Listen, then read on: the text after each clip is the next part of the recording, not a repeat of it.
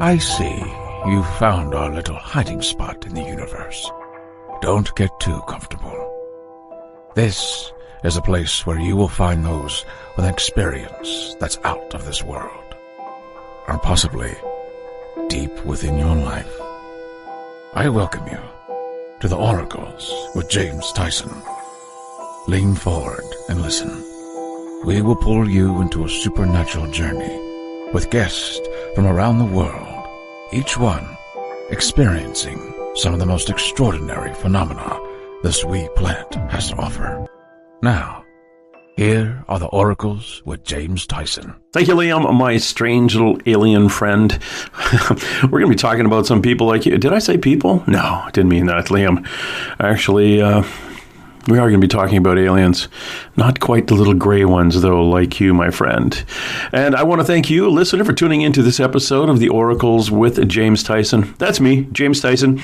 Today I'm introducing you to a fellow here in the Pacific Northwest, a fellow Cascadian, David Chace. That's C-H-A-C. And he's one of those anomalies out there that doesn't have a website. And it's kind of interesting, though. You can come see him on Facebook. If you do have Facebook, if you're one of those people who still have Facebook, he's David Chace on Facebook. He moderates a couple of paranormal Facebook pages too. I think it's Extraterrestrial Life and Reptilian Gates, and I'll give you an idea why he's talking about the reptilian gates in a second here. See, David has a bit of an interest and bit of a unique experience. It's kind of interesting on where he's gone in his life. Now, he's an illustrator and a researcher with a real interest in the experience of alien contact. And in particular, alien beings with reptilian features, or a lot of us just, call them the reptiles or reptilians. One of his goals is to create a taxonomy of the different alien species visiting this planet based on eyewitness descriptions and their drawings, what they hand him, and he interviews them. His educational background is in biology, ecology, and evolution, and these kind of influence what he focuses on. And so he gives a bit of an idea of what something of a reptilian background may look like. His knowledge of these areas really forms the perspective of his UFO contact experiences.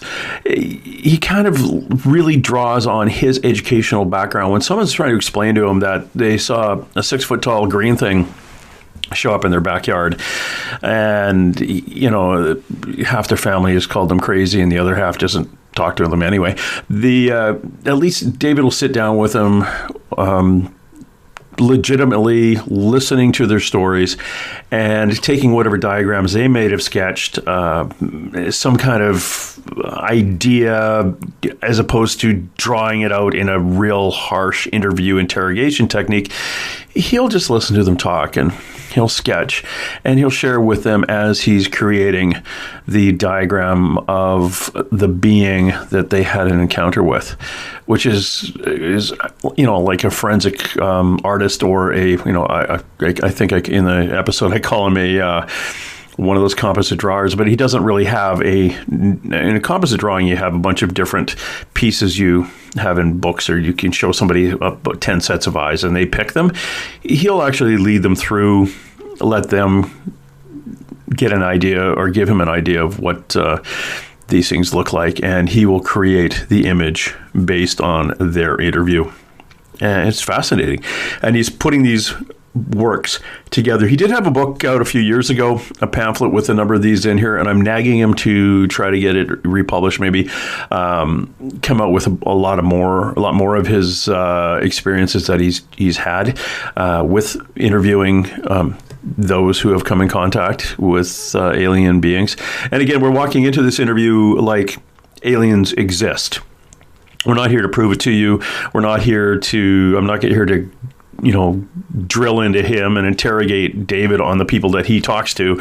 It's just a conversation. And I'm really interested in finding out what it is that he's been up to. And he's been doing this for about 20 years. And we actually touch on an experience he had while he was at a camp back east, and his experience witnessed by a number of other people of a being or an anomaly or something that happened while they were on that trip. So this is my friend, David Chace, a forensic artist who specializes in dragging out those descriptions of alien beings that you may have encountered with. And if you know anybody who wants to do this, again, the only way you can get a hold of him right now is on his Facebook page, David Chace, at CHACE, David Chace, and check him out there and send him a note via Messenger and drive him crazy, because I know he likes kind of stuff like that. And he stays up late all the time anyway. He barely sleeps, which I probably would do the same thing if I had experiences like he has and have to listen to people talking about great, big green scaly things coming out of the dark at them. I probably wouldn't want to sleep either. So let's bring him in. David, how are you? I'm good. Thank you. It was really nice to talk to you. I am up the I-5 here in the northern part of the Pacific Northwest, or in my case, in my country, the Pacific Southwest. And you were down in Seattle. That's correct. So we're Cascadians.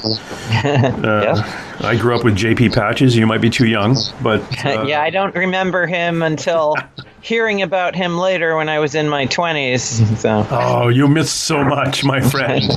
And for those listeners out there who don't know what we're talking about, it's the Pacific Northwest guy out of I think KVOST in Seattle's or Bellingham, where I used to watch them through, but it came out of Seattle, and it was a kids program, a guy dressed up as a clown, and it was hilarious when, we all had, I think every city in North America had one of those TV shows, and they were fantastic when you're a little kid. But JP Patches was our guy. This is what's really interesting about what you do, David, is, and we kind of touched a little bit about it when we're off air, is like you're like a composite artist where you go to the police and say, hey, I was mugged by a guy, and did the robber look like this? And they drew the picture, and you look at the stick character or whatever. But you actually been doing that for people who've had experiences with ETs. How the heck did you get into that? All right, well, first of all, let's say to go into I consider it's more like a forensic artist and not necessarily a composite artist, because a composite artist will they'll show the person images of eyes, nose, chin, etc., and then kind of put it together. I do more where I actually try to, usually in most cases, I talk to them and try to get them to do me a sketch or drawing, or even if it's not that great, I can usually use that. I need a starting point is the thing, a visual starting point. But sometimes if they don't provide me with that, sometimes they'll find an image on the internet that says it's close but modify this, and this, so they'll show me that. I'll use that. Occasionally, if I'm sitting with someone, then they'll just tell me, and then I'll just start drawing and do it that way. But it's a little different from composite work is a specific sort of forensic reconstruction, and is not quite what I do, but there's some similarities.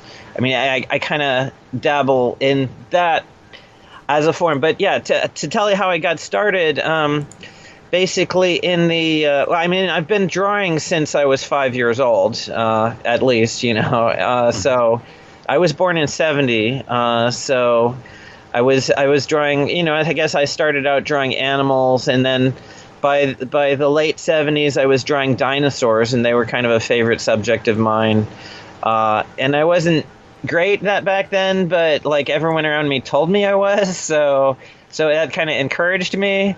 I guess it was obvious to my parents and stuff that I had some talent in that area. Yeah. And then in the mid-'80s, I started getting interested in UFOs, and I guess I forget exactly, might have been 87. My dad took me to, I lived in California at the time in Monterey, and at Monterey Peninsula College, a researcher from MUFON named Tom Gates came and did a slideshow about UFOs, and my dad took me to that, and that's kind of when I really started getting into it. But I didn't actually meet any contactee, abductee experiencer, anyone with direct experience like that until 1991 at UFO Contact Center International in Federal Way, Washington. And that's when I met Garnett Doonan, and she had encounters with a variety of different beings, and that's kind of how I got started. Oh, wow.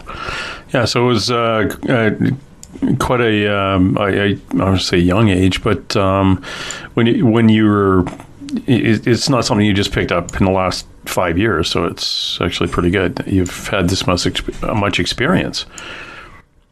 Yeah, I've been working with experiencers since '91, but it's like I go is off and on. Sometimes I go into fallow period for several years. I mean, it was really intense from probably because at 91 I was still in college, so it was, and that was at UC Santa Cruz. It was only when I was coming up here to the Northwest during the summers that I would attend UFO Contact Center meetings in Federal Way, and I'd get maybe one or two each summer, I guess. But then '93 I got out of college, graduated with a degree, a Bachelor of Arts in Biology and a concentration in Ecology, Evolution, and Behavior.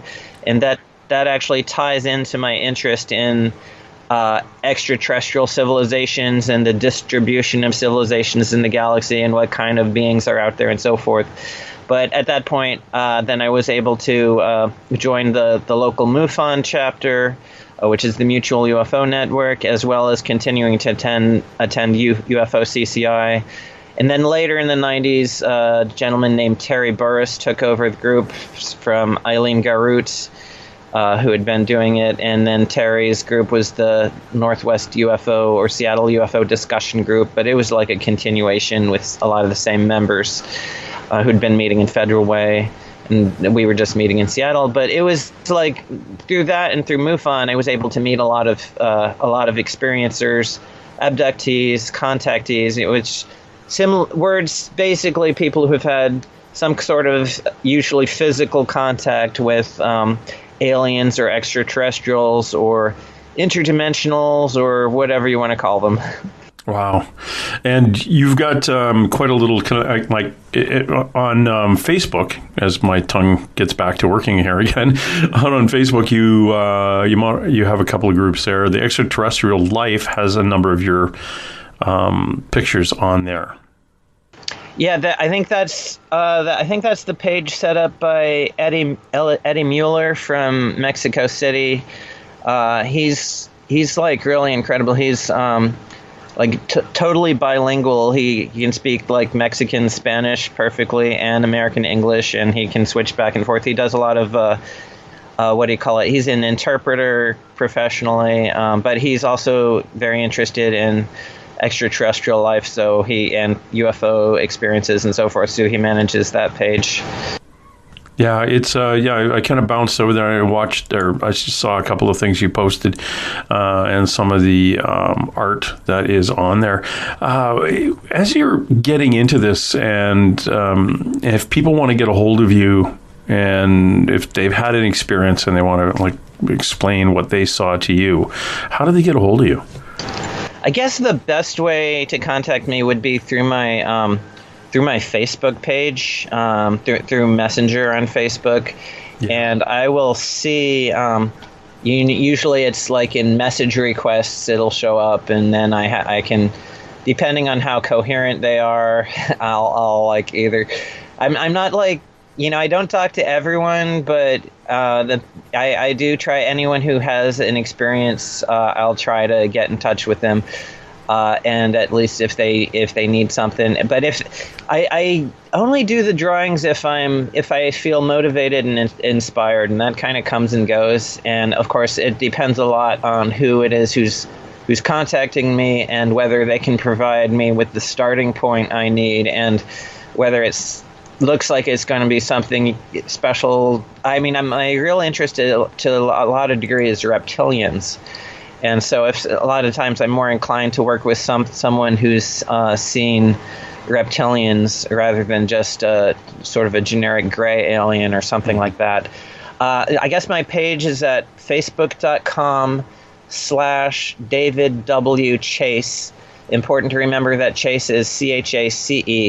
And then they can find me on Facebook that way.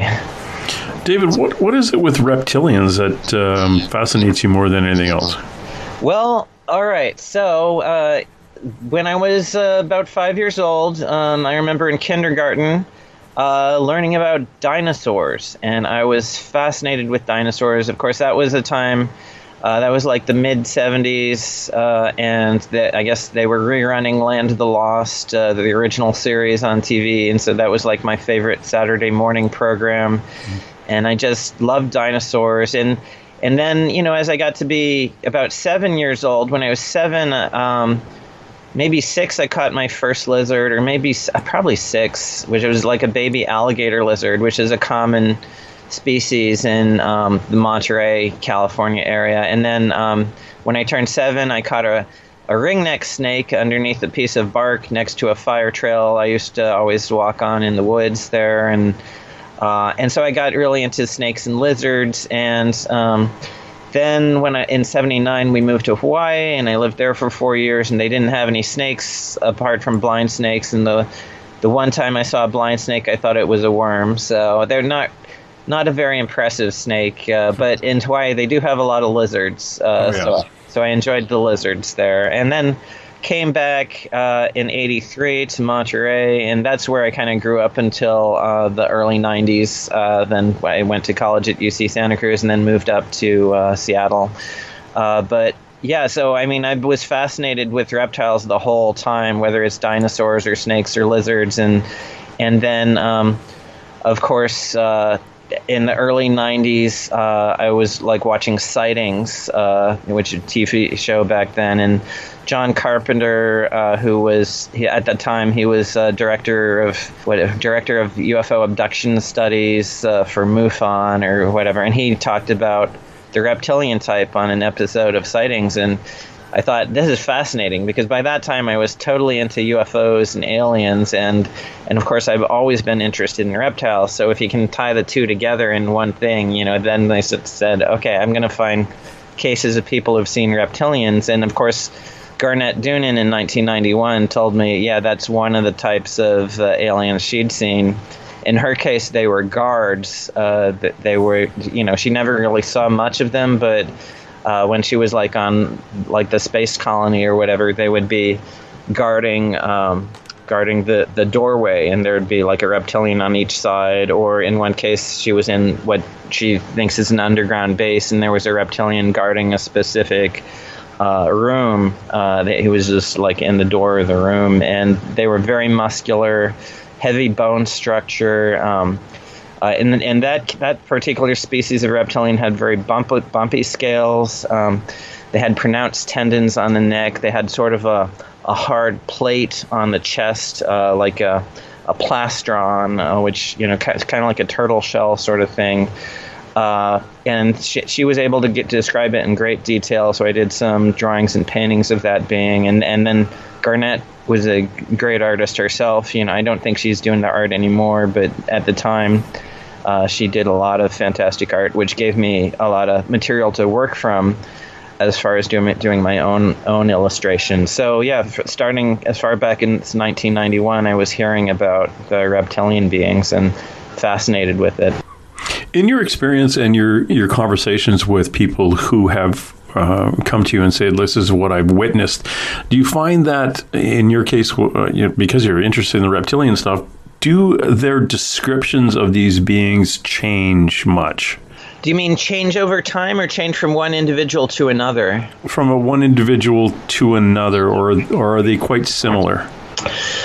There's kind of a typical reptilian, or a kind of an average reptilian, which is usually about 6.5 to 7 feet tall, very muscular, pronounced tendons on the neck, heavy bone structure, like usually a ridge down the middle of the forehead, eyes, fairly large eyes usually with a bright gold or yellow iris, sometimes red or orange, vertical slit pupil. The hands vary. Sometimes it's like 3 fingers and a thumb. Sometimes it's 4 fingers and a thumb, and usually claws, like kind of a lizard talon sort of thing.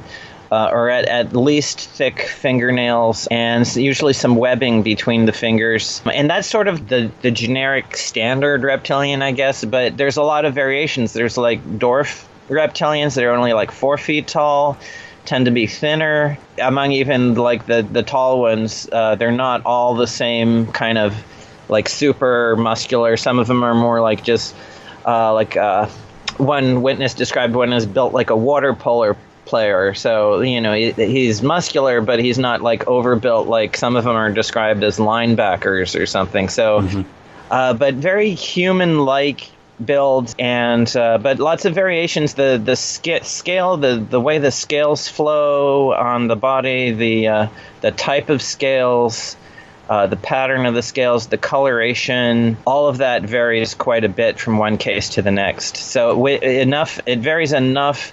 I mean, some of them have tails and some don't, and the tails are different. There's enough variation that you could say there are several, I'd say dozens of different species.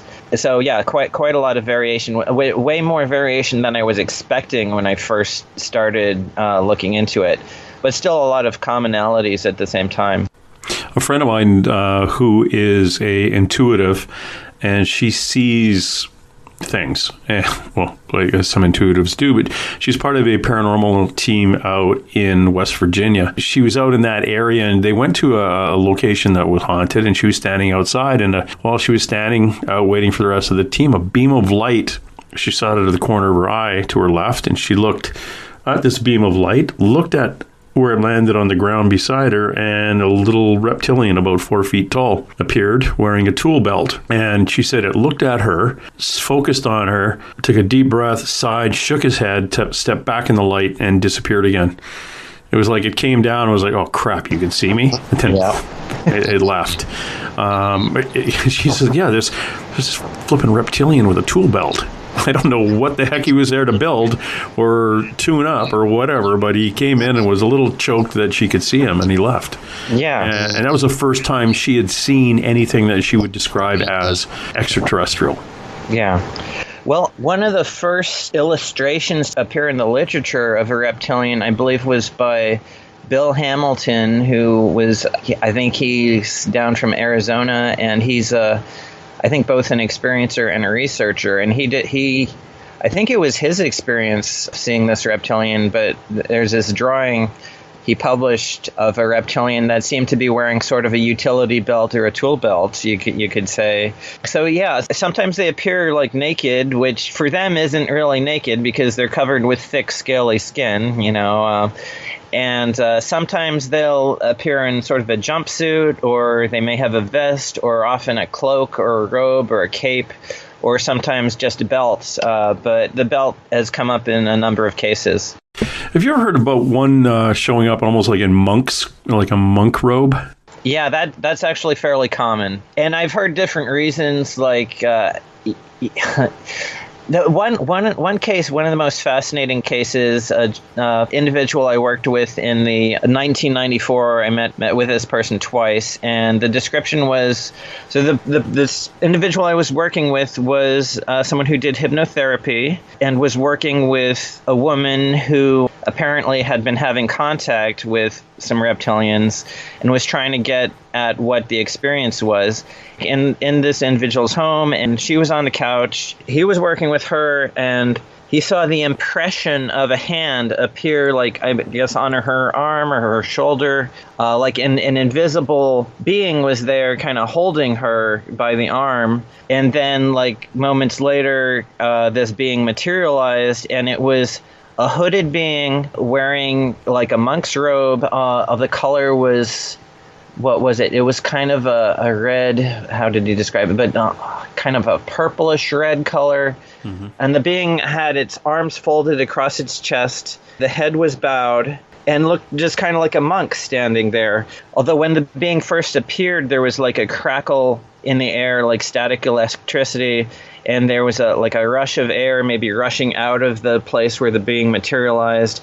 And also a stench, like he described it as, I think, rotting fish. Then he engaged in a conversation like, "Are you a master teacher?" And the being spoke apparently out loud rather than telepathically with a very kind of hissy, gravelly voice saying, "You may address me as such." And then he said, "Are you of the light, of Christ light?" And the being remained silent. And at some point, the being lifted the hood off her head, and because it was a female reptilian, and like opened up her robe, and underneath there was like a vest, and had something of a look like a Roman soldier in terms of something of the way the robe hung off the shoulders, but the being kind of was very muscular, and we learned that her name was Ruby through whatever their communication was. The being at that point kind of tried to instill fear in him, saying, "You cannot fight what you cannot see," and so he was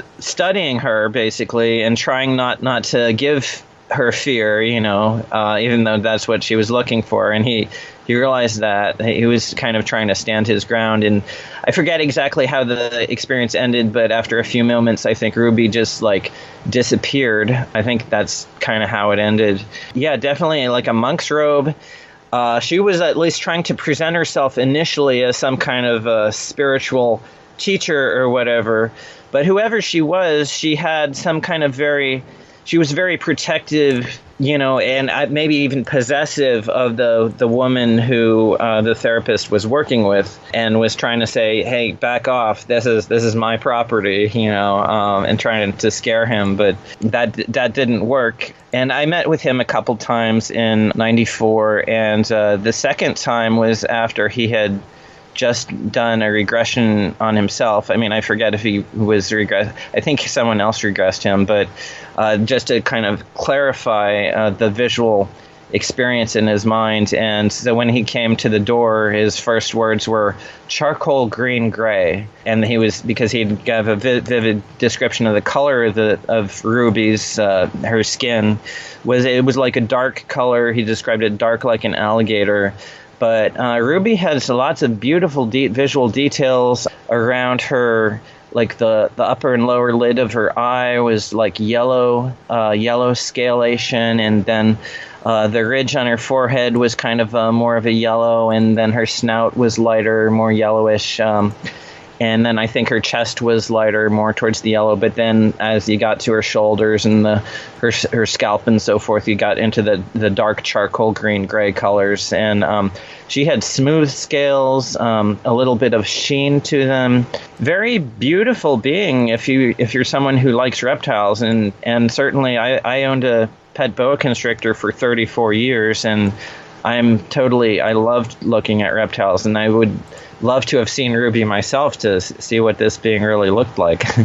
I was down at the Alien Con in Los Angeles in June of 2019, and I do a thing I call a stand-up reading, where people will come to me, and if I look at them, I'll have a family member come through, and I see them on my right, which is their left. And on their right, on my left, I see what I describe as angels. And it was the first time at the conference where I was actually seeing beings about a car length behind them. And they were big. They were big, like shaman-looking beings, primarily with people from Central America, Mexico, and Southwest indigenous population, Native Americans.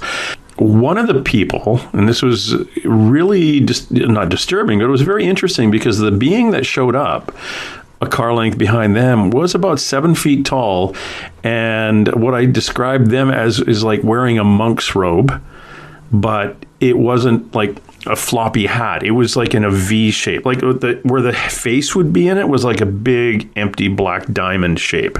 So the head was very big, very tall and kind of pointy, and this thing was a diamond shape.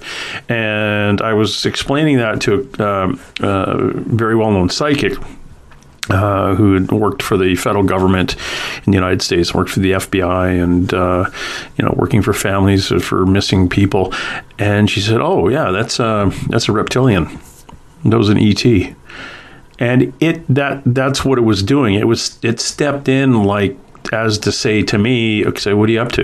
Like, what are you doing? Passing what are you doing with this girl?" It didn't say that, but I had this feeling he was kind of stepping, he or she or whatever it was stepping in as more as a protective being to this person. But I didn't think of it at the time as an ET, and that was pointed out to me later.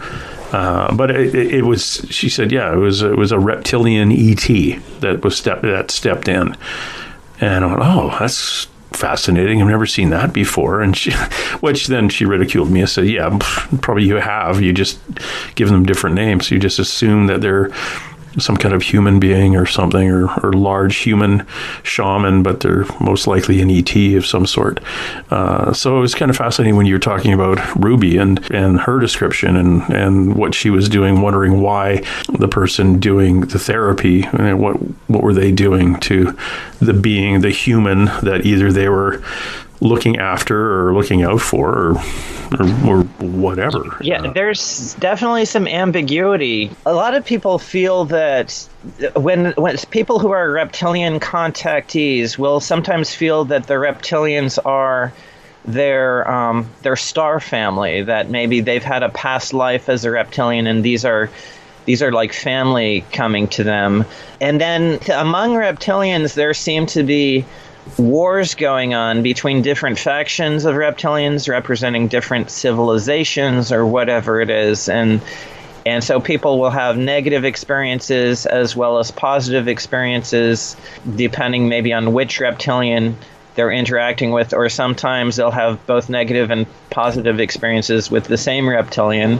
Ruby, the therapist, didn't like the fact that Ruby was definitely trying to intimidate him and put fear in him, but at the same time it might have been just more of a protective kind of thing, that she was looking out for the person that she was protecting or whatever. So I don't know.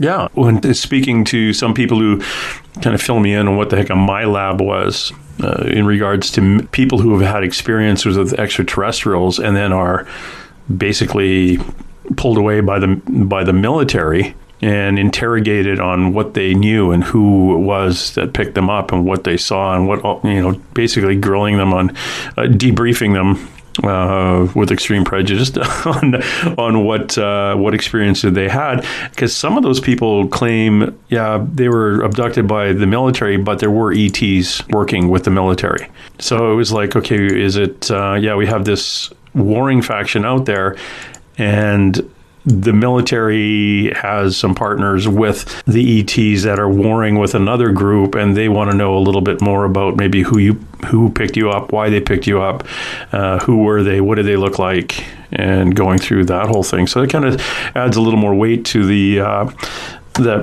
possibility of more than one group out there and all trying to gather information on each other, and some are a little more protective, and some are those people who have encounters with, we'll call it some reptilians. Those reptilians are holding their cards a little bit close to the vest and don't really want to step forward and pass on too much information, because they are one group and they don't want the other group to know who they're connected to or what they're up to. Yeah, I've definitely talked to people who've had, what they call the MyLab or the military abduction experience, and in some cases, these military or military-looking humans who are involved in that, they might have a reptilian or a small alien like a gray or something working with them, or Nordic type aliens, which are human-looking beings or whatever. My impression of what's going on is that it's not like there's one group representing the human military who's doing this. It's more like there are compartmentalized programs within military and in the intelligence community, or perhaps government contractors like aerospace corporations. And these compartmentalized programs are kind of running in parallel with each other, maybe not even knowing that the other program exists. And this one might have a relationship with one particular group of ETs, and this other program might be running alongside, not even knowing, or actually working against that other one with a relationship with some other group.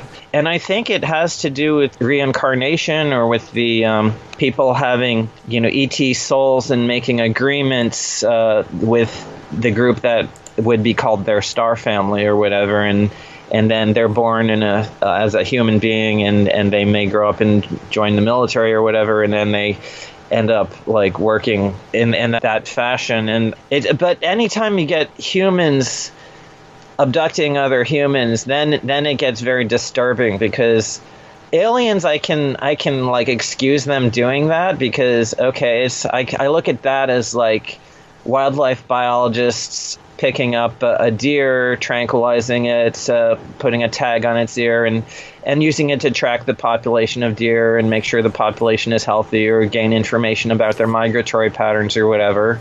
So I don't really mind aliens doing it to humans, but when humans are doing it to other humans, then it gets fairly morally questionable.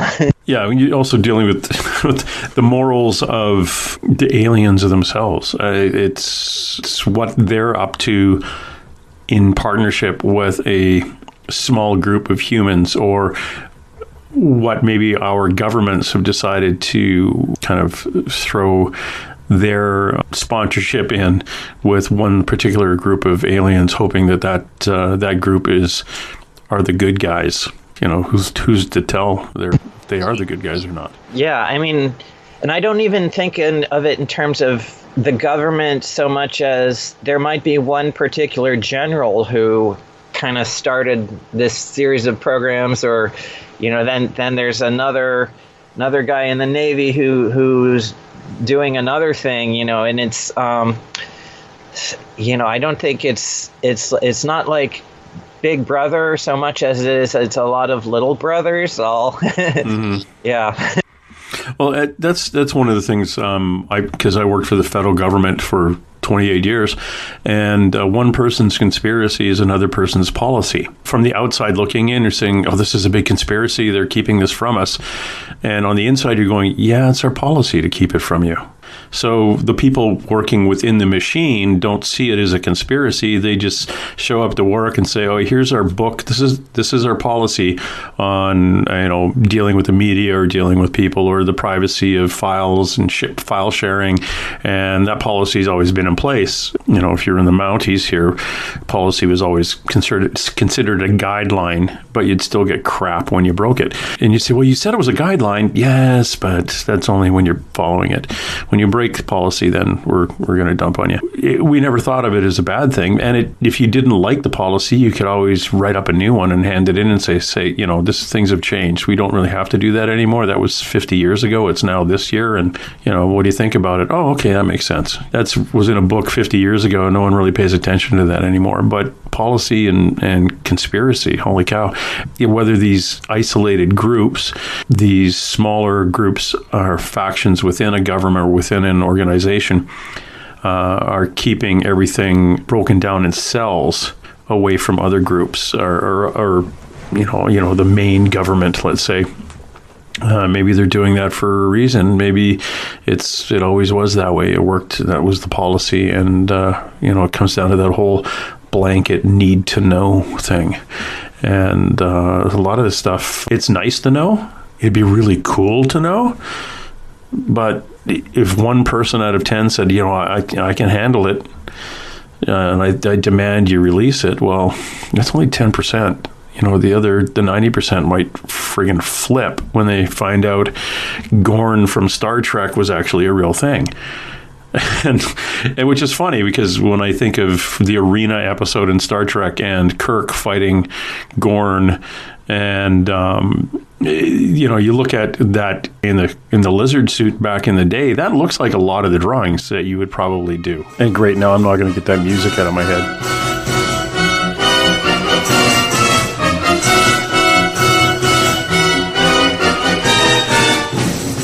And either are you. You're welcome.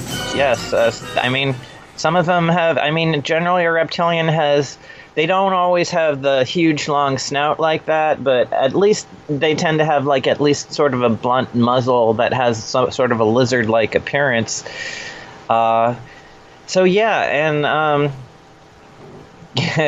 I should, as far as these MyLab groups, that I think if people leave, a lot of people when they're as part of this group. They may know whatever their specific mission is, like you're going out to abduct this individual and bring them to this location and whatever, but maybe at the end of the day, they get the flashy thing from Men in Black, or they're injected with something in the arm, or they do something with sound and it affects the memory, so they go home and they don't remember what they're doing during the day. I mean, I've heard enough stories to suggest that there are technologies they have that can interfere with memory, and that that's part of the mechanism by which this all is kept secret. And that's one of the reasons why I look at it as not a grand conspiracy, but more like a bunch of individual cells, each doing their own project for whatever goals that they have. It'd be interesting, or if it ever comes out, what those goals were. Richard Dolan, I'm sure you're aware of, and he talks about what he calls the breakaway civilization, which is sort of a covert group, which I think is many groups that possess technology that's way ahead of everyone else. And one area would certainly be things like implants and the ability to, control or manipulate memory in order to suppress memories of specific experiences. What my attitude is that the breakaway civilization cannot stay broken away forever. That eventually, this stuff is going to come out, and whatever projects they're working on, whatever research they're doing, that will become available to the wider human civilization. And exactly how that's going to happen, I don't know, but there's a lot of things that are changing really quickly with the development of artificial intelligence and so technological development in so many areas that eventually, that all is going to, a lot of it anyway, is going to come out as far as what has been going on.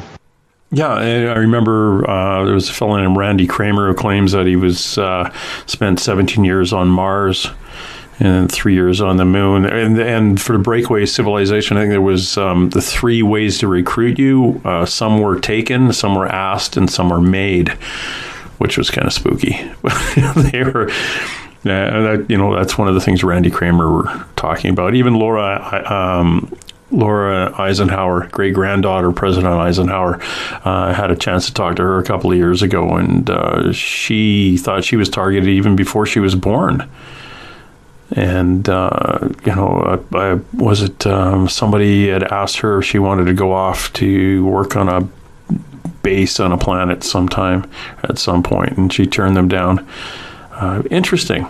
Very, very interesting. And yeah, I know I had a real brief conversation with Richard about this at one of the conferences I was at. It was very, very interesting getting into that and trying to figure out if where we all fit in the great scheme of things, whether we're just Earth itself is just a big petri dish of an experiment, and then there's some picking and choosing on who they're going to take from this petri dish and go off and start again.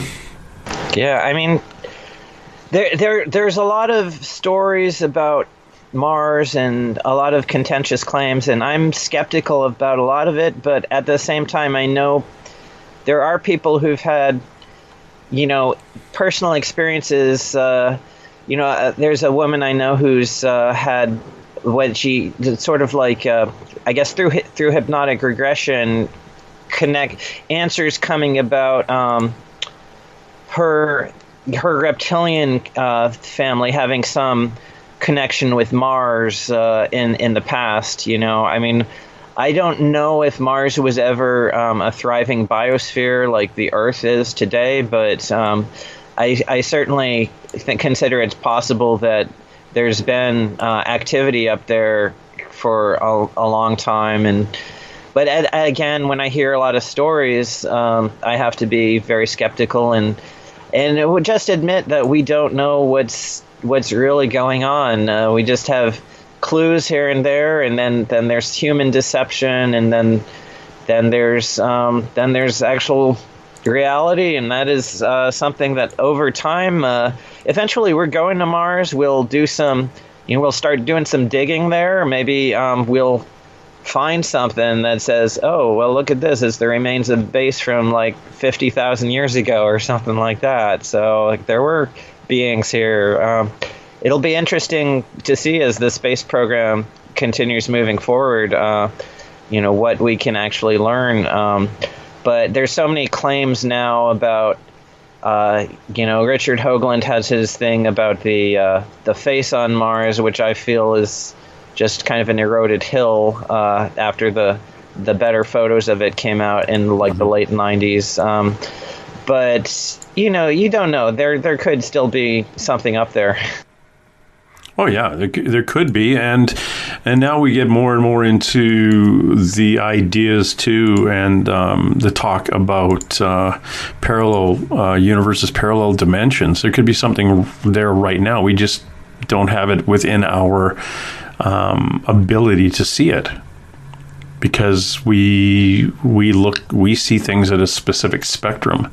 So maybe when you're there is something you may bump into it as you're walking, and you just don't physically see it. And which is one of the things I was going to talk to you about too, is you had an experience. One of the things that you had an experience with back in 2015. Tell my listener what you bumped into, what you experienced. All right. So there's a conference back in, I attended in 2014, 2015, and 2016. I spoke there in 2014. I did kind of my slide presentation about the different types of aliens, and I believe that's still available on YouTube for people who want to watch that. It's a great way to kind of see my drawings and everything I had to say about the basic categories of aliens. But so after the conference is over, the organizers would invite some of the speakers and friends to go to a house on a lake there in rural Maine. And so at the lake house in 2015, I was able to spend like a whole week there. And towards the end of that week, there was the September 3rd, 2015, there was some rain in the morning. It's been fairly humid, but it wasn't too bad that day. But then in the afternoon, I guess it was around 1:30 p.m., so next to the house is a gully, a wooded gully, and Audrey, who kind of organized the conferences, because she called us out of the house onto the deck there to see what was happening in the gully, and there was a tree that was coming down. And the funny thing about how the tree was falling is it was almost like there was an invisible force like twisting at it or pushing and pulling it, and it was coming down like in stages, kind of to collapse across the gully. And then so around 2 o'clock, Audrey and her twin sister and I were like sitting at the rim of the gully, and there were other witnesses as well, but we were looking at, the tree was almost on its side at this point, and we were looking at it was like bushes, but it's actually the top of the tree there down in the gully, and it looked like an area of branches on the tree would sink down and then spring back up again, and then a few feet away, like it would like crush down again. And the impression I had was something like a gorilla was like jumping from one area of the branches to another.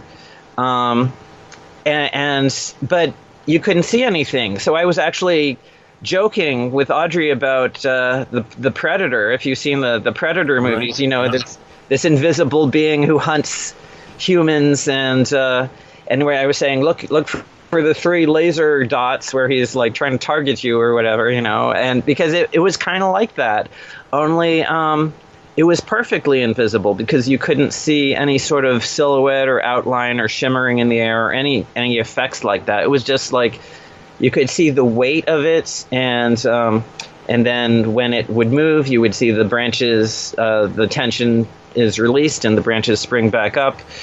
So that was around 2:00. We kind of, you know, went back into the house, and at that point, if I'd just gone home and that was the last thing I'd said, I would say what probably happened was the tree was coming down and there were some branches caught under other branches, and maybe a branch would snap and then the branches would spring up, and so it created the illusion that there was some invisible thing hopping about in the branches.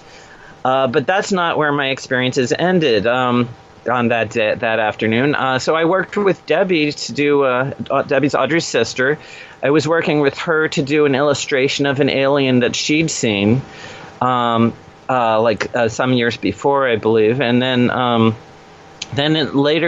while I was working, I guess I was sitting with her on the deck, and Lee, who's this funny guy from England, he went down into the gully with Raquel, and they were like sitting down there watching something, and I didn't know exactly what they were seeing. But then I hear Lee comes running up out of the gully, shouting, "Bloody effing hell!" and that something had really spooked him, and so I was my curiosity was piqued at that point. And then a little later, you know, after I finished doing my drawing with Debbie, I went down there where Raquel had coaxed Lee to come back, you know, telling him, sit there, respect it, you know, don't be afraid. And so as I was walking down there, now by this time it's around 4:20 p.m., and I was walking down into the gully, seeing Lee and Raquel sitting there. It looked like they were watching something in the bushes, which again is really the top of the tree that had come down. So I was just a few feet away when I see this large movement in the bushes or the treetop there, and I say, you know, not out loud, but in my own mind, I say, so they've just been animal this whole time. Looks like maybe there's a raccoon in there, or, you know, I know there had been a porcupine that wanders around the property sometimes, so maybe there's a porcupine or something climbing in the branches. So I'm looking to see the animal because I should be able to see the animal, and I'm not seeing it. So, well, I know from the size of the movements I should be seeing it. Okay, so maybe it's something smaller than I thought. Maybe it's a squirrel, or maybe there's a bird in there. And I'm looking, and I'm not seeing even a squirrel or a bird. And so what's going on in my mind at this point is I've seen this movement, so I know that movement, you know, because I certainly spend a lot of time in the woods, and when you see a snake or a lizard or something on the ground, you see a movement on the ground, you hear a certain type of sound, and you say, okay, I know a lizard or a snake made that, or I know a squirrel made that movement. You can kind of tell by the way the vegetation moves what sort of animal it is. And this basically, I'm saying there's definitely an animal there, and if there's an animal there, I should be able to see it, and I can't see it. So therefore it's invisible. And that was like the moment I realized this is like my first really unambiguous paranormal experience. Like, this is a contradiction in reality. That I know it's not the branches just releasing tension or something like that. So whatever's going on, there is something paranormal. And so I sat down there with Lee and Raquel, and then Debbie came down and joined us a few minutes later. And we sat there till like 5 o'clock watching these movements. I'd say there's at least one large one, maybe two, but maybe just one that I'd describe as either a large chimpanzee or a small gorilla that would like jump from here to here. You know, the branches would sink down. You'd see it definitely has weight. It has physical strength. It can shake the branches. Then I'd see little movements of like individual clumps of leaves or whatever. And when I see those movements, the image that came into my mind was that of like a marmoset or one of those small monkeys that lives in South America. So my conclusion was that there were multiple smaller ape-like or monkey-like creatures and then one large ape-like creature, or maybe two. And we watched it, and I guess the activity kind of died down after a while, and we would reach our hands out and say, touch us, but we never felt anything. It never touched us. And it's like we couldn't smell anything. Like, you'd think if you're that close to a great ape, you're going to smell an odor. Mm-hmm. But there was no odor. There was no sound other than the sound the plants were making. There was no vocalizations. You couldn't hear it breathing. So whatever it was, my feeling is it was interdimensional, and it was only just enough in our 3D reality to where it could like put its weight on the branches and it could shake the branches with physical strength. But it couldn't actually, it wasn't like breathing our air, or it wasn't like chemically interacting with our environment or anything like that. So yeah, that was definitely the most paranormal thing I've ever experienced. That's kind of cool though, isn't it? In hindsight, when you start going through there and you start kind of checking off the little what the heck was it checklist in your head, thinking, okay, it couldn't have been this, it could have been that, and you start to second guess it, but you had other people there to support you in it. There were, over the course of that whole afternoon, there were, I think, about seven witnesses or so. So Debbie and Audrey both observed it from the rim, then Debbie joined me and Lee and Raquel. And then I think there were, like, Sandy was there, and there were maybe a couple other people who I'm forgetting at the moment. But yeah, there were several witnesses to it. So I like the fact that I can say that everyone pretty much agrees on what we saw, and that we kind of eliminated any kind of prosaic explanation, which was just something to do with tensions in the branches and unseen branches that were breaking or something. Because it did take a while for the tree, and there was actually a couple of these trees kind of coming down. But we could tell this movement was not caused by that. It was caused by an animal of some kind. And the impression we all had was that it was ape or monkey or gorilla, something in the arboreal primate category. And so we thought, could it be related to Bigfoot? But it wasn't. Bigfoot, you think of a huge biped, and it was, I think it was a smaller than a Bigfoot. So maybe it's like a little foot. I don't know. Well, and those have been seen out here in the Pacific Northwest, or actually north of where I am, between the border of the 49th parallel border, North Washington State into British Columbia. But you get up just south of Alaska, the First Nations up there talk about a creature that looks like Bigfoot, but is only about 2 or 3 feet tall. They're not in the trees; they're on the forest floor. They're similar to what you just described as Littlefoot. They wouldn't be bouncing around the treetops.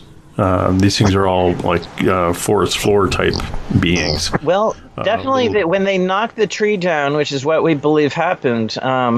They were definitely in the tree or climbing around the base of it, and then pretty much all that we could see of them, they were in the branches. But again, the branches were very low to the ground for most of that time.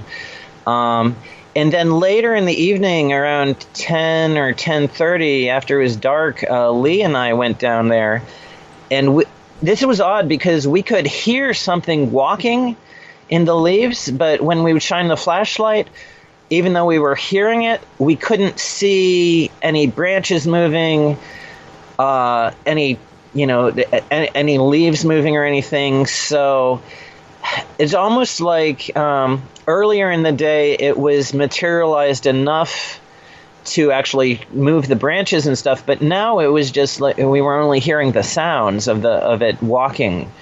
So I assume that was the same being as maybe this large ape, and it was actually walking bipedally at that point later in the evening, instead of climbing in the branches. But again, I couldn't explain the fact that I wasn't seeing anything moving, even though we could hear it walking. Oh, that's interesting. We are talking to David Chace.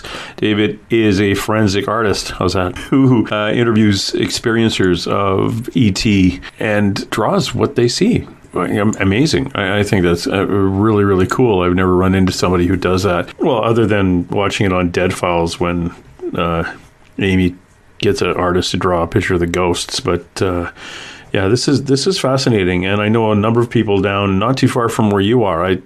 Lady psychic down in Maple Valley, Washington, just down the road to Tacoma and turn east.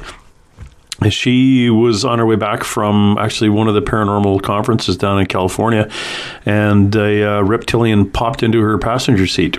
She was on the way. That's where it was. And the reptilian was basically trying to talk her out of going. Because what she does is she takes people through regressions of the time they lose during an event with an ET or a UFO event. They'll lose time. And what Skeeter does is take them through the regression and fills that time in. And I guess this guy was coming in saying, hey, look, you're not supposed to be doing that. And she just ignored him and off he went. But yeah, that was. I should get her to talk to you. Well, that brings to mind something that happened in 1995 when I was kind of, I was very active during that period. But it was, February, I believe, 1995. So I had a researcher friend that goes out with MUFON on investigations, and she and her husband together were involved with MUFON, and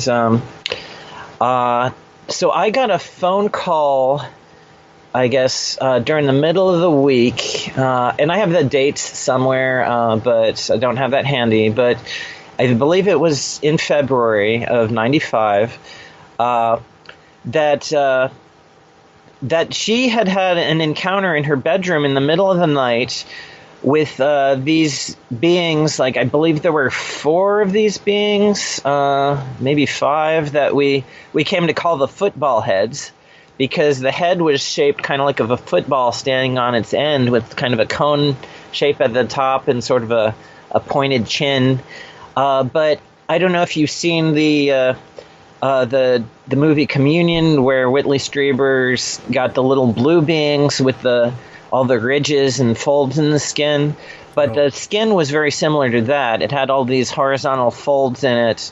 And the eyes, in 95, she described the eyes as having round pupils. And later, I think in 2012, I went back and talked to her, and she said she remembered them as vertical. So I feel like some aspects of the memory maybe changed over the intervening decades, but in any case, I did take notes and do drawings back in 95, and the being, basically what had happened is that she had a dream that night in which she and some other people were driving out to do a UFO investigation and interview a family who'd seen something. And then aliens showed up and stopped the car and were reaching into the car and grabbing her by the arm, and they were telling her, don't go to do this investigation. And then she woke up out of the dream, and the aliens were standing around the bed, these football head beings, and then I guess the leader one, who was wearing a robe, whereas the other ones were wearing sort of like jumpsuits, was trying to stare into her eyes and tell her to, don't do the investigation, telepathically, and then she was telling them, disengage yourself from me, disengage, and she was trying to not look in their eyes, and she felt like this heat, it felt like they were heating her up somehow, and it was like she was gonna catch on fire or something. But after some period of time, I guess they just disappeared. And then she went into the bathroom, and her face was red, flushed, like a sunburn or something. And then she talked to her husband, I guess, in the morning or shortly after that. And then He said he'd gotten a call after she had already gone to sleep from Peter Davenport of the National UFO Reporting Center, saying that had been this sighting in Maple Valley, and Peter was asking if they could go out and do an investigation and meet with this family. And that corresponded to what happened in her dream, and then the following weekend we did go out and attempt to interview the family, but the husband wasn't cooperative. The husband wasn't there at the time, but like 2 or 3 of the witnesses were minors, were the children, and then the mother was there, but the husband didn't give us his blessing. So after talking to them for a few minutes, then he called and basically said, well, these MUFON people have to leave. And so we didn't do a full investigation, but we did. I was able to do like some drawings of where there was a craft, a couple of different craft, and some military planes that came in that were like trying to chase the UFOs away, and that the children had seen some sort of alien in the field, although it didn't look like the football heads. So I don't know if the football head beings were like connected with the beings in the craft, or if they were an adversarial group of aliens or what. But the football head beings apparently were trying to discourage MUFON from doing this investigation. But of course, you know how MUFON is, and especially this friend of mine, so we didn't let that deter us. But ultimately, it was human concerns. If you're working with minors, you need the blessings of the parents. So we did have to abort. But it's interesting. It does say how they can enter your dreams. They can show up physically, although a couple of the beings were standing like partially superimposed through the bed. Like they seemed to be solid there, but they could be partially phased out. Like when people talk about the little grays walking through walls and furniture and stuff, I guess it's similar to that. Yeah, I was talking to somebody at one of the conferences, and their abduction was thwarted because the two or three grays would be on each side of them in a bed, and they would raise the person up like they were going through the ceiling, but they weren't doing their job properly because the human, wasn't going through the ceiling. He would keep bumping into the ceiling, and then they'd have to bring him back to close to the bed and go try again, and he'd hit the ceiling, but for some reason they weren't able to pull this person through the ceiling. I guess like it was common. I know a woman who had basically the same experience. In this case, I think she just remembers seeing the grays standing and I guess they were like partially materialized, like they seemed to be semi-transparent or something from what I remember. But she was basically stuck up against the ceiling, and it was one of those popcorn ceilings where they put in the little pellets or whatever to break up the echo. And so it kind of hurt that her face kept ramming into this popcorn ceiling, and like the grays were there like kind of telepathically saying, oh no, she's not going through. What do we do? What do we do? And they didn't know what to do, because they just have like one little job, and they're not, it's usually some taller gray somewhere up on the ship who really kind of is the mind behind the supervisor or whatever. The little grays, they just go fetch you, and they don't know how to handle every situation that comes up. Oh, crap. Wait, Tom, you didn't bring that thing. The thing that makes them go through the roof. No, I thought you brought it. No. Yeah, kind of like that. That was very interesting, the way this fellow was explaining it to me. I picture it in my head, these very confused little aliens, like, what the heck? This is supposed to work. What type of blood do you have? I wonder if it's a form of where we are in our own consciousness, whether or not we kind of permit them to do that, or wonder even if it is something that we have choice over, whether it's our subconscious or our spirit or soul has some kind of decision-making part of our abductions, like it's something we're supposed to do, and if it's not, then we maybe just hold ourselves back. Who knows? I always say we'll find out when we're dead, and don't want to ask too many questions while we're living, because we might find out, and then they'll take us because there's no use being here anymore. I figure we're here to experience the not knowing, but part of experiencing the not knowing is trying really hard to find out, you know? Oh yeah, I've been the last little while. I've been thinking about a guy named Jim Marrs, an author that I interviewed, and he wrote a book on JFK and the assassination, which the movie, back Oliver Stone's movie, was based on, and huge conspiracy theorist in regards to JFK, and passed away a couple of years ago. And I kind of smiled to myself when I heard he passed away, because I thought, well, yeah, now.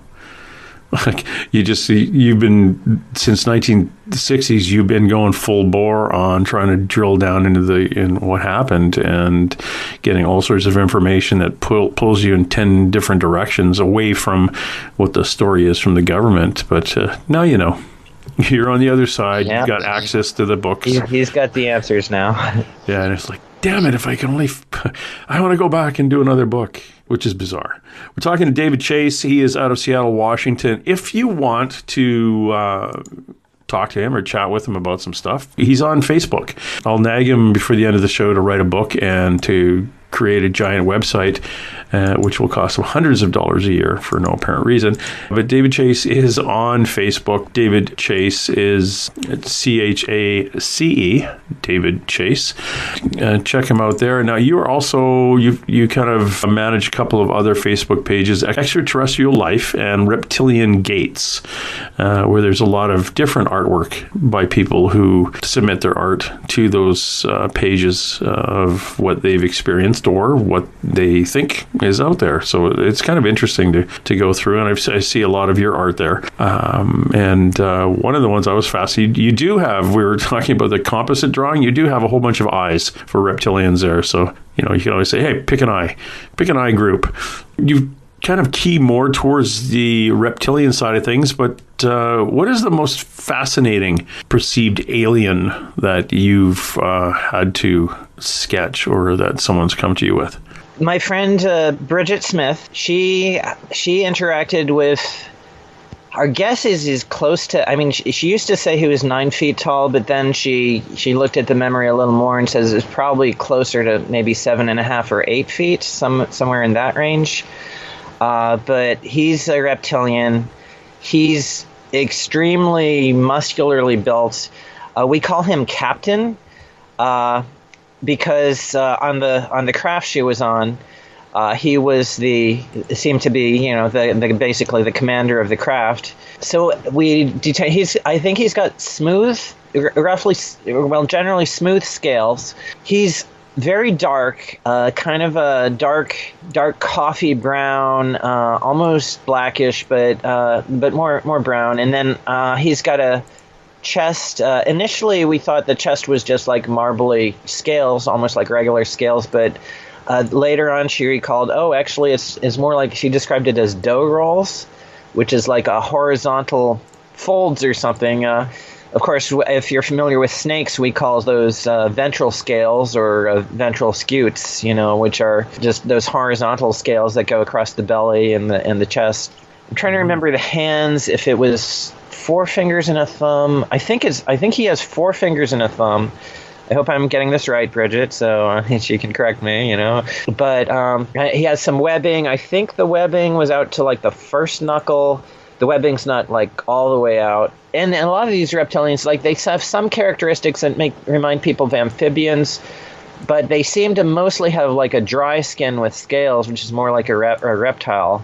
Except I guess he's got patches under his arms where he didn't have any scales.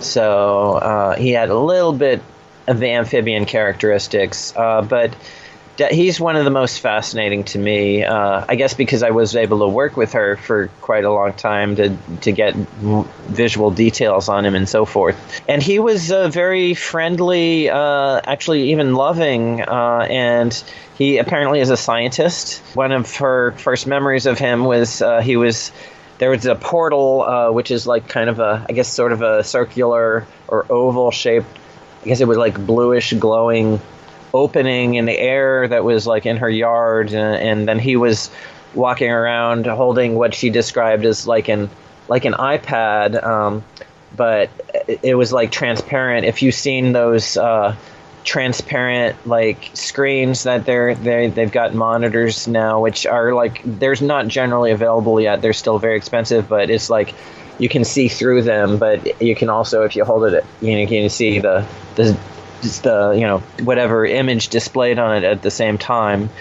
So it was like that. She said it was like a backless iPad, and that's how she describes it now. But of course, it was like in the early 90s, like 91, 92, I guess, when maybe 90, somewhere in there when she had this encounter. So they didn't have iPads yet. But that's one of the most interesting. And of course, that's the reptilian. And then, of course, there are the praying mantis types. They're the human-looking ones, often called Nordics, because sometimes they have those Scandinavian features. And then there's the grays. I've talked to a couple people who've seen like the Littlefoot, which is like a small version of Bigfoot. One of those cases was on the Sammamish Plateau here in Washington State. And that case involved a small, hairy being. The guy was, I guess he was on his motorcycle at the time. He was driving through, these were like the early 90s, I think, when it was still very wooded in that area. And he was driving along and like he caught this glimpse of this small, hairy, sort of ape-like being, like stumbles in this, like there was this little gorge in the ground or whatever you call it, a little, like almost like a stream bed or something, and where the being seemed to trip and stumble and then looked, and then he looked and they made eye contact, and at that moment he got this strong impression that said, "You're not really seeing me, are you?" It's like it wasn't actually words, but it was almost like the thought that was an impression that was powerful enough that he was able to formulate the words in his own mind. And it's like the being didn't really want to be noticed, it seems. So that there's that case. But I've met people who've described all sorts of different types, but they tend to be mostly grays, reptilians, human-looking ones, or the mantis-like ones are kind of the more common types that people describe. Then there's some that glow like light beings, but if you actually ask them to read the description of the bodies, they're more like a gray or a hybrid or something like that. Do you ever get people talking about the light beings that look like cats? Okay. So I think I can talk about this now. Josie Gallant, she passed away in 2015. She was abducted by the Greys like a lot during the earlier part of her life, and she had a good long life. So that was like probably back in the 60s or 70s or something, like a long time ago. But she had encounters with. She never, well, apart from the night when there was one thing at the end of her bed, but it was dark, so she couldn't really see exactly what it looked like. It looked like a giant cat. But she would get impressions in her mind of what these beings look like, that they look like upright, kind of like domestic cats that stand upright. But when she actually saw them physically, I think all she was able to see was maybe some sparkles and pastel colored light or something, like it was there interdimensionally, but she never physically saw it like materialized. And they apparently were some sort of cat being that was interdimensional and like man-sized and very advanced, almost more of a paranormal thing, but then might have been a UFO-related thing, and it kind of it's all crosses over. There's a whole other race of ETs. They're Lyrian, Lyran, and they look like lions or cats, but they're bipedal, and they're typically standing at the foot of your bed looking at you. And I've heard about those beings before. My thing though is if I have not come across enough cases where, I don't think I've ever met someone who's actually seen one of those beings in the flesh. And I was able to examine it and see in detail, yes, it had these feline features and these, and so I can say that that's an impression that they communicate to people, right. But whether they actually are a physical being that looks like that is a physical species like, The Greys definitely. I mean, people see these small childlike beings with big heads. The beings come into their houses and pick up objects and things. So definitely the Greys are a physical being which has that in appearance. But my feeling is that these cat-like beings, Lyrans or whatever, they may be more interdimensional, and they may not be a physical race of ETs that comes on a craft or something like that. Or maybe, I mean, there's all different levels to this phenomenon, so I can't really say. No, and that's the interesting part, is we can't really say, and it's speculation, but it's a lot of fun to, when I talk to people who have had experiences with these, and I was just talking to a ET experiencer she's been carried off numerous times since she was a little kid, and she was telling me about, and she's also a psychic, and she was also going through. Oh, what was it? We were going through all the different beings. Her name is Maisha Johnson, John Stone. Sorry, Maisha. I know her well, actually. I mean, I used to attend her groups, and that's kind of when I first got to know Bridget Smith, when we were both attending those groups together. Yeah, she's the one who really got me pointed in that whole Lyrian kind of thing, and the interdimensional and the moving. And I talked to a girl years ago, Akiane Krameric. Now, Akiane, very, very interesting story. And one of my podcasts, two of my podcasts, is a 2-part interview with Akiane.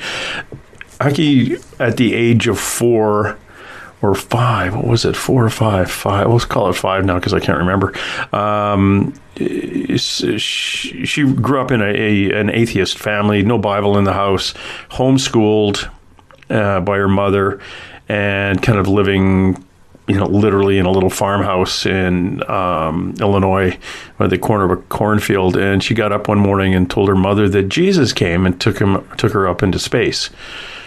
And her mother's like, where did you get that name from? And what did this person look like? And at the age of 4 or 5, she was drawing, she drew about at the level of a 20-year-old. And she said, well, I can draw him. I just need the model. And at the age of 8, believe it or not, it was a carpenter working down the street at another farm, and heard that, Akiane was just looking for a tall guy, chestnut brown hair with a beard, or dark brown hair and a beard. And he knocked on the door and said, hi, I heard you're looking for a model. And she looked at him and said, yeah, you're the guy. So she paints this 3x4 oil painting, and it was called The Prince of Peace. And that was describing what this person who called himself Jesus looked like. And other things, and she'd been interviewed on Good Morning America and Oprah and all these other shows, and of course they talked to her about, this is really nice and very spiritual and Christian and the whole bit. And of course I'm off on a tangent going, so did you see anything else when you go into space? Oh yeah, there's a whole bunch of light things, glowing light beings, and they had the faces of cats, and we got off in this whole other tangent, and missing time, and I said, have you ever missed time, around 10 hours? And she goes, yes, I have. In fact, I was told I was gone for 10 hours. And when I walked out of my bedroom, the FBI and the police were there, and they were all, gobsmacked. And I walked out of my bedroom. They said, where have you been? And she said, I've been asleep in my room. And they said, no, you haven't. We have policemen looking for you for 10 hours. Well, in my dream, I went up into space, and it was with these light beings. And so I kind of said, and again, she's still no television, no radio and things like that in her home. And just as she was when she was little, she didn't know other people had those experiences too. And she's a binary genius. She's a genius at oil painting. I think I have her book, actually. Yeah. I have a lot of art books and stuff, and I think she does some really fascinating images. Yeah, she did images from space on one of these trips that she goes on at night, and she has an image painted of the universe, but from a point of view you have to be outside, on the other side, to look at. It's like looking back. If that makes, am I making any sense? Because I'm moving my hands around to give you the demonstration here. Of course, you can't see it, but yeah, she painted a picture of the universe, our universe, from an angle that you would have to be looking at it from the outside, looking in, which you can't get. And yeah, so there's clues. as we in the police community would call it, that's a clue of something a little further out there than anticipated. But again, she was talking about these beings, almost orb shaped, but they had the faces of cats. And that's why I was asking you if you ever had but again, I wonder if there is that difference. Like Lyrians, or these lion cat-like beings, don't abduct people. Yeah, well, so, I kind of, when I was starting out in like the 80s, I followed a lot of Bud Hopkins research. And of course, he always talks about, well, how in the cases he was dealing with, about 80% of them, people describe some sort of grays. Not all the grays look alike, but in a particular case, they typically look alike, except that they might be tall ones and short ones. But he did mention, that there are other types. I don't think he ever came across a cat-like one, but he said, well, yeah, in a small percentage of case, we have the human-looking ones, or the reptilians, or the ones that look like a giant praying mantis. But I think some of these, he preferred the term UFO occupants, because it was pretty much always a UFO, a craft that would pick someone up, either they'd walk onto it, like as if compelled somehow, or else they'll levitate through the ceiling and be put aboard that way. But I have a feeling maybe these cat-like beings, like the ones my friend Josie Gallant had seen that seem to be interdimensional, that maybe they're not a solid being that comes in a craft that then lands in a field or something, that maybe they're interacting with us on some other level. But I do think in Akiane, you talked about her missing time and how, a lot of people have had this experience often when they're children, like when their family's looking for them for maybe a whole afternoon and they're missing, and then they'll just show up and they don't remember being gone. And so I think it's those sorts of physical situations that ground some of this in physical reality, even though we don't actually have a body of an alien that we can point to or something. Still, it's all part of so many physical circumstances are involved with these experiences. Well, I was on a craft and I had a needle go into me, and now I have a needle mark, that kind of thing. So, I think that all gives a stronger evidence for it. And yet it also bleeds over into all these kind of spiritual kind of things, things where it's almost like spiritual beings are communicating with us, trying to maybe start a new religion or something like that. I mean, it makes you think, oh, maybe that's how some of our religions got started, with interaction with these other beings. Well, if you Google a Lyrian or alien lion, you're going to get pictures of those Greek gods, Egyptian gods that are, a human with a lion's head. And, so it kind of begs the question, well, is, back in the day in Egypt, is that what they were, were they actually having communication with these things that looked like people, but they had the head of an ibis or the head of a lion or whatever animal, jackal or something that they had at the time. The Lyrians they're called star seeds, star seed children in alien races. But is that because it's just something, it's easy for us as 21st century humans to put them in that box? Because we're just not open-minded enough to go the next mile yet. Well, I don't think we're in a place to understand. I mean, we can understand that now we've actually discovered exoplanets, planets of other suns, and we know that there's thousands of planets out there. And so we can understand that, yes, on some other planet, life evolved and they developed technology. Maybe they built spaceships. So when we see what looks like a spaceship showing up in the sky, we say, well, that must be a craft from another world. But they've been apparently interacting with us for so long, and then you can look at things like, I don't know if you've read Raymond Fowler's books on the Andreessen affair, Betty Andreessen Luca's experiences. But for her, it's part of her Christianity, because she was a strong Christian, and it was, of course, I'm an atheist, so I'll just make that known now. But at the same time, I'm not the kind of like materialist atheist who dismisses the spiritual. I think the spiritual is on maybe a continuum with the physical world in some way. Actually, I've been leaning towards theories that saying physical reality is just an illusion and it's really just all consciousness. But I won't go into that right now.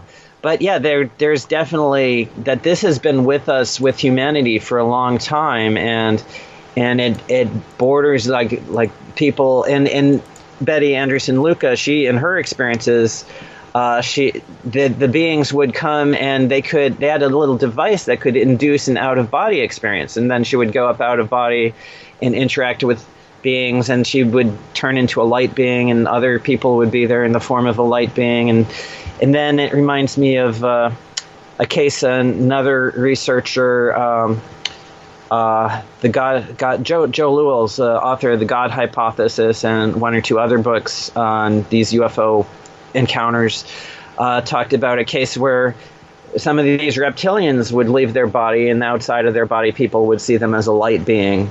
So it just makes you wonder, about what the connection is with our history of religion and spirituality and so forth. Yeah, it's absolutely fascinating, and it's just we perceive we get an answer for one question, and it just opens a door for 300 or 400 other questions right after that. I find it fascinating. Like you were talking about. Oh God, his name just totally escaped me there for a second. Bud Hopkins, late Bud Hopkins, who, again, he was an artist, and he was a painter, sculptor, and very prominent in talking about alien abductions throughout his time. And again, one of those guys who knows the answer now because he passed away a couple of years ago. But his interest and because of his popularity with or his fame really with art, he did have a really good audience. And when I want to say a captive audience, and when he started talking about the alien abductions, he really brought that out and got that a little bit more mainstream than it had been for many. Well, it had been, and very, very interesting guy in his life and his experiences. His one of the things I want to touch on, again, going back to the reptilians and the various reptilian races. One of them, which I've always heard being a little bit more very, very strong and kind of guarding being, was the side of the reptilians called the Draconians, or Draco. Does that make sense? I'm not really overly familiar with the races, but that one seemed to be more of like a one that would be a guard or a higher vibration being. I've heard the term before. Now, problem is, there's so many. Yeah, and when you talk to you talk to like a channeler, and they'll give you one categorization. You talk to a contactee over here, they'll give you another categorization. You talk to another channeler channeling a different entity, they'll give you another categorization. So, the term Drac or Draco or Draconian, it means different things to different people, and you might be describing 10 different alien races, and people are just all calling them Dracos or whatever. So it's important that in my research, I usually try to stick to the physical description, because at least from a biological standpoint, my background is in evolutionary biology, so I know that at least a particular species on Earth, like if you take a garter snake, it has a certain pattern of scales on its head, it's got certain kinds of scales on its back, it's got a certain anatomy, color patterns, and so forth. So you can distinguish species by that physical description. But if you have a name and then different people kind of giving their own take on it is very hard to actually pin down. So I just say there are at least dozens, hundreds of different species, even among reptilians. From the variation I've seen, it seems like dozens of different types. And I don't know what they all are. I can tell you that this type looked like this, that this person saw, and this other one looked like that. But so yeah, be careful. My advice to everyone is kind of be careful with getting too caught up, taking too literally one particular individual's way of classifying the races, because you'll find other ones that contradict that. Yeah, I guess, again, being human, we want to put everything into a box and we want to label it so it's nice and neat, and we can say this is what this is and that is what that is, and that's it. Now, because it's a sense of control. It's, and the loss of control, or the perceived loss of control, is what stress is. Yeah. We don't want to be stressed out with aliens. We just want to control it. You'd have to find that place inside where you're just at peace with not knowing all those things, because if you're not at peace with not knowing, then you'll fool yourself into believing that you know. That's what I do every day when I get up. No, okay, maybe it is a little bit. We've been talking to David Chace. He is out of Seattle, Washington. Please, if you have any more questions for David, because I know he just wanted to stay up all night long answering your questions. Please, see what I'm doing to you? If you go bounce over to his Facebook page, David Chace, that's CHACE, and his Facebook page has what is it? It's a picture of, it looks like the plateaus up in Washington State area. It's tumbleweeds. Or it's actually Colorado, but... That's Colorado? Okay. Or is it Utah? I think it's... I forget now. Actually, I could probably look at it right now. But in any case, I think it's Colorado or Utah when I was traveling in 2005. But yes, just as facebook.com/David W. Chace. Chace is CHACE. I'll try to get back to people, but it's again, I don't always get back to everyone, and it may take me some time. It just depends on how overwhelmed I get. Yeah, and please buy his book. Oh no, you haven't written it yet. Oh, never mind. I did have a visual guide to alien beings that I self-published in 1995, and I sold that for a few years, but I kind of stopped with that one. It was just a kind of a collection of notes, and I know there's a lot of people who still want it, but whether it'll ever come back, I don't know. I kind of doubt it. Because eventually I'll get something else out, but again, I have to. Yeah, I'm waiting for the inspiration and the motivation to happen, and the stars have to line up just right for that. But eventually, there probably will be another book. Yeah, I was going to say, because I'll give you a heads up, because it's coming. There's going to be a need for something like that, and it's remember what you're doing. You're you're a forensic artist who is talking to experiencers and getting feedback from the witness and creating a drawing of the being they encountered to their satisfaction. Is that a word? Satisfaction? Satisfaction. That's the word. Oh, my God. Satisfaction that it was the being that they actually saw. So your notes and your drawings mean a lot for people who haven't seen it, or maybe have, and feel a little bit of comfort when they know somebody else saw the same thing and they didn't get eaten, or they're not going to get eaten next Wednesday, kind of thing. So, there is a market for that. There is a interest in that out there. Let me refer people to some YouTube. I just did a quick search. I typed in David Chace aliens as three words in YouTube. I remember Chace is CHACE. There's one I see came up, interview Brenda Astorino did with me called Visitor to Earth with David Chace Part 2. Probably if you click on that, you get to Part 1 as well. The one I'm probably most proud of, it says Experiencers Speak 3-David Chace, and that one is my 2014 presentation. Lasted about 52 minutes. where I show a whole ton of my artwork and describe like all the major types of aliens that people have talked about with me. There's interviews I've done. There's a couple from Journey with Brenda Roberts, which that was public access television from the 90s. So those are my really early appearances. Probably must have been around 95, 96, 97, sometime in there. There's an interview on Disclosure Now with special guest David Chace. So there's a few things. You type in David Chace and aliens, and you'll find some things on YouTube. And then after you've watched that, then if you have questions, come to me. Or, if you want to come to me on Facebook, you can do that. But those are some ways to learn more about my work. Perfect.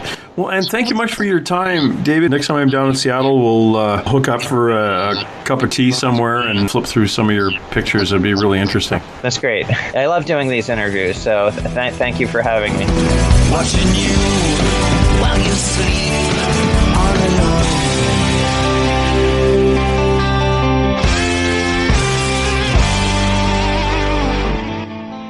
All right, that's it. Let's roll. And hey! Let's be careful out there. Far over the snow, what are those voices? They sing as they go. What are those voices? Look up for the mountains.